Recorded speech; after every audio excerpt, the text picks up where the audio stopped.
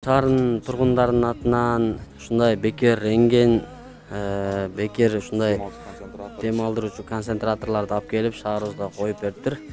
Сиздер дагы эртерээк келип рентгенге түшүп акысыз дары дармектер менен дагы камсыз болсоңуздар болот экен.